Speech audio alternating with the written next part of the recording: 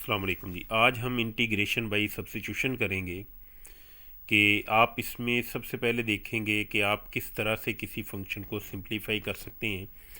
हम सब्स्टिट्यूशन करेंगे नए वेरिएबल में कन्वर्ट करने के बाद। ये ऊपर छोटा सा इसकी एक्सप्लेनेशन है, ये मैं एक्सप्लेन नहीं कर रहा, मैं डायरेक्ट सवालों से ही एक्सप्लेन कर रहा हूँ।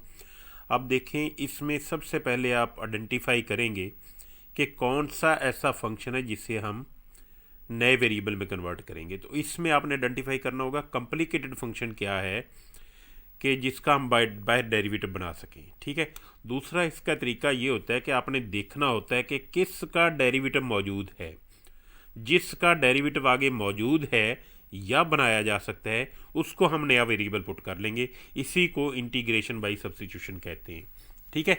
जैसे यहाँ पे आपके पास है F of G of X और बाहर जो जिसका ये फंक्शन है जी ऑफ एक्स का, उसका डेरिवेटिव मौजूद है। तो आप जी ऑफ एक्स को यू पुट करेंगे, जी डैश एक्स डी एक्स जो है ये डी यू बन जाएगा। तो आपका सवाल कन्वर्ट हो जाएगा F of U D you में, और इसकी इंटीग्रेशन उसी तरीके से होगी जैसे आप पिछले सवालों में कर चुके हैं कि हमने देखना होता है कि ये फंक्शन किसका डेरिवेटिव है, वो उसका जवाब plus some constant of integration. ठीक हो गया। तो यहाँ पे आपने सिर्फ याद ये रखना है कि कॉम्प्लिकेटेड फंक्शन कौन सा है या किसका डेरिवेटिव बनाया जा सकता है बाहर, उसको आपने नया वेरिएबल रख लेना है और उसे सॉल्व कर लेना है पिछले वाले सवालों की तरह ही जैसे आपने 4.1 में किया था। अब ये देखें, ये एग्जाम्पल 1 है। इसमें फंक्शन आपके पास है 5x + 7 और इसका अंडर रूट है। सबसे पहले तो पावर फार्मूला आपके जहन में आना चाहिए कि पावर के अंदर है 5x + 7।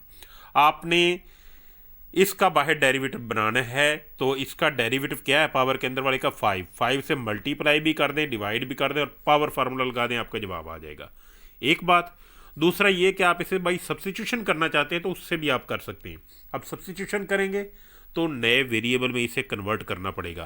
तो नए वेरिएबल में कन्वर्ट करने के लिए आपने कॉम्प्लिकेटेड फंक्शन यहाँ पे आइडेंटिफाई कर लिया कि पावर के अंदर है 5x + 7, यानी जिसका आप डेरिवेटिव बना सकते हैं जैसे यहाँ पे है। ठीक है। तो 5x + 7 को आपने u रख लिया। इसमें आपने डिफरेंशियल की वैल्यू निकालनी, क्योंकि आप इंटीग्रल में वेरिएबल चाहिए होता है। नया वेरिएबल लिया है तो उसी का डिफरेंशियल भी चाहिए होता है। तो इसका डिफरेंशियल ले लें दोनों तरफ। तो डिफरेंशियल लेंगे D you is equal to 5 और x का डी एक्स हो जाएगा और प्लस कांस्टेंट का 0 डिफरेंशियल होता है। ठीक है। रूल्स वही हैं डिफरेंशियल के जो आप पहले एडिशन सब्ट्रैक्शन मल्टीप्लिकेशन में पढ़ चुके हैं। ठीक है। यानी इसका डिफरेंशियल लेंगे डी यू और राइट हैंड साइड का डिफरेंशियल आ जाएगा 5 कांस्टेंट बाहर, x का डी एक्स प्लस अकेले कांस्टेंट का डिफरेंशियल 0। तो ये आ गया D you is equal to 5 D X. ये आपके पास डी यू की वैल्यू आ गई, यानी 5 डी एक्स क्या हो गया डी यू। तो डी एक्स की वैल्यू क्या हो जाएगी डी यू बाई 5। ठीक हो गया। आपने डी एक्स की वैल्यू भी निकाल ली, ये पूरा एक्स वाला फंक्शन भी आपने यू में कन्वर्ट कर लिया, तो तमाम सवाल आपका यू में कन्वर्ट हो जाएगा। तो डी एक्स की वैल्यू आ गई डी यू बाई 5 और ये u हो गया, u का under root is into D U by 5। तो कांस्टेंट को बाहर ले लें। ठीक है। तो ये सवाल आपका क्या बन गया 1/5 और ये u अंडर रूट और उसकी वैल्यू डी यू आपके पास आ गई।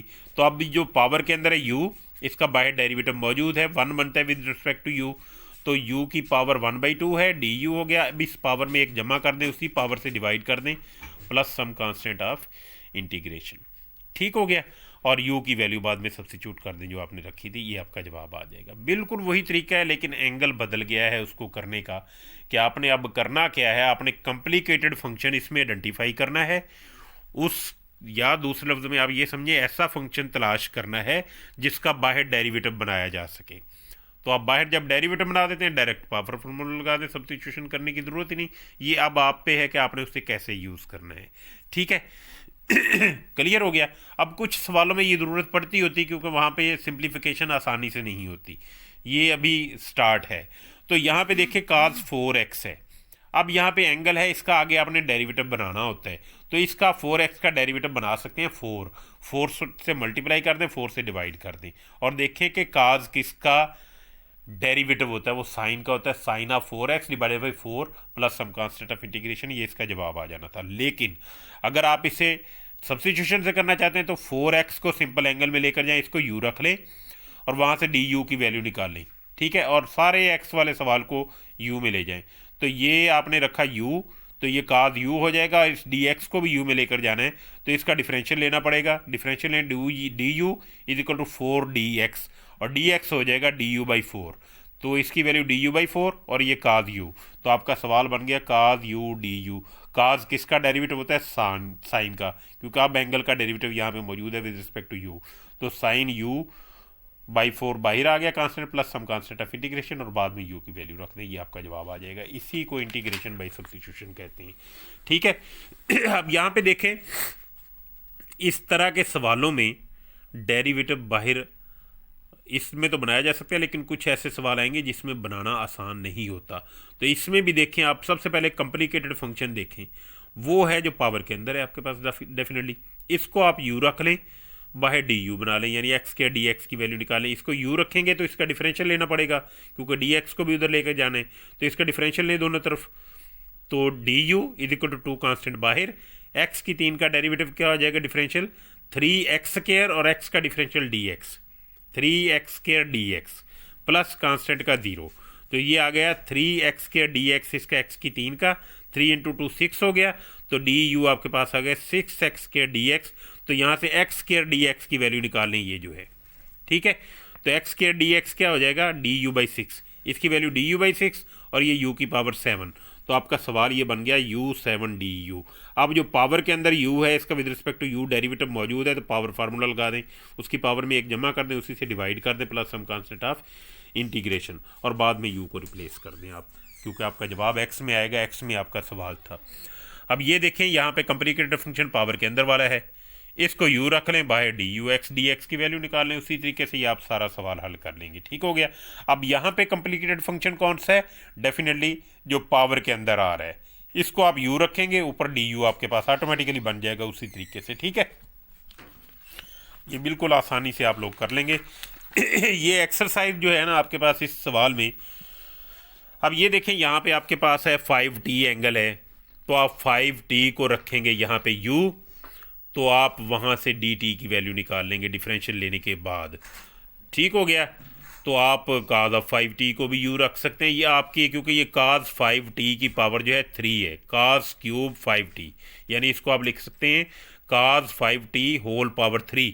तो पावर के अंदर जो है कॉम्प्लिकेटेड फंक्शन वो काज 5t है, आप उसको u रख लें और वहाँ से आप ये आगे डेरिवेटिव बनते जाएंगे सारे के सारे। ठीक है, ये आपने इस तरह से कर लेना, u की पावर 3 du रह जाएगा और पावर फार्मूला लगा दें, बाद में u की वैल्यू रख दें, ये आपका सवाल हल हो जाएगा। ये आपने सवाल इस तरह से हल कर लेना। ये एक्सरसाइज है 4.2, इसके क्वेश्चन आपने करने हैं 4.2 के 1 से लेकर 48 तक, स्कास्की की बुक से 1 से लेकर 48 तक ये सवाल आपने कर लेने हैं।